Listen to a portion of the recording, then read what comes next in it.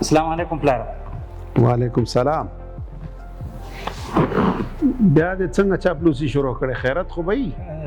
نه پلاره، ما غوښتل چې ما ته واده وکړي. څه شی؟ واده؟ خدای دې ویښ ونه باسه. نه چې واده شرمېږم نه. پلار ته څوک داسې خبرې کوي؟ نو پلار جانه چې تا ته د واده نه ونیویم ګاونډیانو ته ووایم، خو ته مې پلار یو زه دې زوی یم. یو واده مې در باندې حق دی، بس واده راته وکړه، نور څه نه غواړم. نو واده خو همداسې نه کېږي که نه. واده خرچې غواړي، خرچې. د رواجونو نه خبر نه یې لکه چې د سړي ملا ماتی ملا. پلار جانه ته خو ملا ښایي، زما دې ورسره سرم مات شي. پیسې درته زه را پیدا کوم، خو ما ته واده وکړه بس. چې پیسې ته پیدا کړې زه چې همدا نن درته د سورګل لور وکړه. زه چې ځو راځه چې ځو. ځه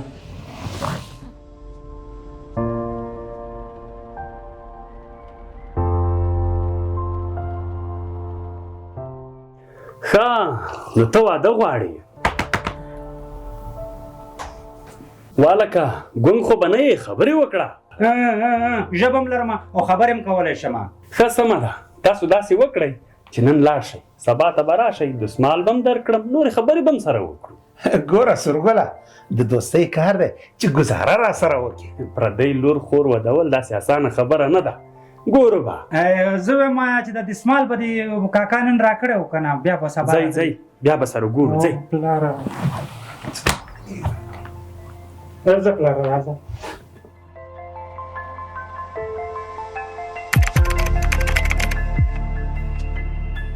ښه، تاسو کښېنئ، زه درته د خوړې لیست راوړم. سمه ده. سمه سمه. پلاره دا راته ووایه چې دا اوس د څه شي لیست راوړي؟ زه دې څه خبر یم؟ واده تا غوښته، اوس ورته ځان ټینګوه. او پلاره داسې معلومیږي ښه لکه څه نوې نخره ده. خدای دې خیر کړي. السلام علیکم. وعلیکم السلام. دا واخلئ، دا هم د خوړې لیست. دغه دومره اوږد دا د څه شي لیست دی؟ دا د کوژدنې د خوړې لیست دی. ورته غوږ شئ او ځانونه م ورته ټینګ کړئ.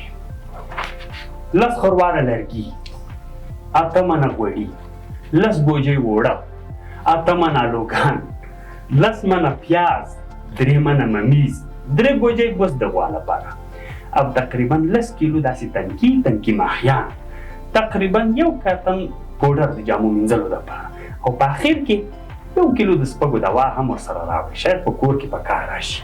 ښه، دا خو د کوژدنې د خرچې لیست شو. اوس به داسې وکړئ چې 10 لکه افغانۍ به ولور راکوئ او 10 تولې به طلا درسره. دادا نه کوم، دا واجونه مې توبه دی، توبه توبه. زه زما اسلامي امارت ته شکایت کوم. پلاره یو مې څه توبه توبه توبه. ځئ خوارانو، واده کول غواړي، داسې اسان دي ودونه کول. پولیس د ټولنې خدمتګار.